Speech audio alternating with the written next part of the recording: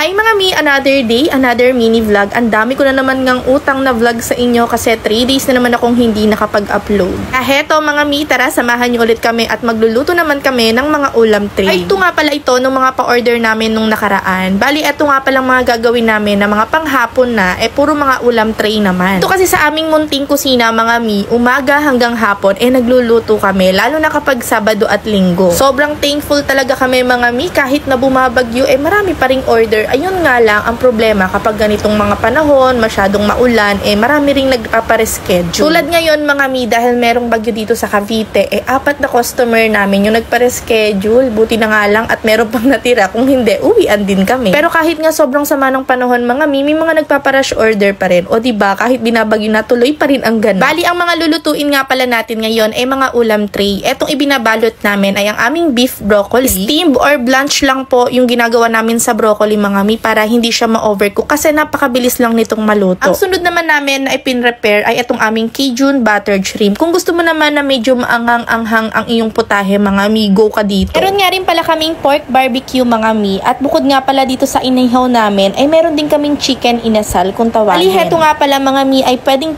yung orderin ng naka-tray or kaya naman ay naka-party box. Ang next na putahe naman na ihahanda natin mga mi ay itong aming crispy pork kare-kare. Itong aming crispy pork kare-kare naman mga mi ay overload din naman talaga sa gulay. Bok choy nga pala yung ginagamit namin dito, tapos naglalagay kami dito ng sitaw, puso ng saging, at naglalagay rin po kami dito ng talong. Ang panimpla naman namin mga mi ay konting salt lang kasi may lasa na po yung pinaka-broth ng aming baboy. Mga ulam tray ang order mga mi, regular size po ang gamit namin na tray, 3.2 liters, at eto nga po pala ay kakasya ng 10 to 12 packs. Medyo matrabaho din talaga ang pagpe-plating mga mi, pero pinagtutuunan din namin yan ng pansin para naman kahit papaano pagdating sa customer presentable ang pagkain. Dinodoble din namin yung seal ng pagkain lalo na kapag merong sarsa kasi minsan hindi rin talaga maiiwasan lalo na kapag delivery. Etong kare-kare namin ng isa rin sa maraming serving mga mi, at talagang minsan parang hindi na magkakasya ang mga ilalagay namin. And after ma-assemble ang ating kare-kare mga mi ay ilalagay na natin etong mga crispy pork na kakaluto lang. Alam nyo lately mga mi, medyo struggle talaga kami sa pagpapalutong nitong aming crispy pork kare-kare, pero buti na lang at nakuha na rin namin yung tamang luto nito. Ginagawa namin ay pinapatuyo muna namin siya after malaga, tapos inilalagay namin siya sa freezer o sa chiller ng mga 1 to 2 hours. Pero kung meron kayong idea mga mi or any suggestion kung paano kayo magluto ng crispy pork, baka naman ma-share nyo sa amin at try namin i-apply dito sa aming munting negosyo. Yung ibang nakikita ko mga mi ay binibilad pa nila sa init ng araw. Kaya naman ine-air fryer muna. Anyways mga mi, may pa-order din pala kaming beef caldereta. Ng beef caldereta mga mi sa mga bestseller namin. Tapos may nag-order nga pala sa amin ng pork barbecue. Ito yung pork barbecue na inihaw namin kanina. 30 pieces nga pala ang laman nito sa isang tray. Kahit nga medyo nakakaantok mga mi ang paglalagay ng foil sa pinakailalim ng stick ay tinatsaga namin kasi para presentable yung ating pagkain. Kung naghahanap naman kayo ng mixed seafoods mga mi, abay syempre meron din tayo niyan at available lagi to sa aming mga pa-order. Basta advance order nyo lang po siya ibubook. Napakahirap kasing maghanap ng seafood mga mi pagbandang pahapon na. Ito naman ang aming grilled chicken mga mi na i-offer din namin sa resto na naka-only rice pa. O diba, perfect. Tapos na ang mga niluto namin at oras na para mag-deliver. Eto, nag-book na kami ng sedan. Kahit nga maulan mga mi o binabagyo pa yan, tuloy-tuloy pa rin ang aming pa-order. Basta merong magpapaluto, go kami dyan. Naalala ko nga dati mga mi, talaga namang inaabot pa kami ng ulan sa pagluluto nung nandun pa kami sa dati naming pwesto. Nilipad pa nga yung tent namin before habang nagluluto kami. Talagang sobrang hassle. Pero ngayon, no hassle na sa pagluluto, malaki at komportable na ang aming pwesto. Lang for today's vlog. See you ulit sa aming next video.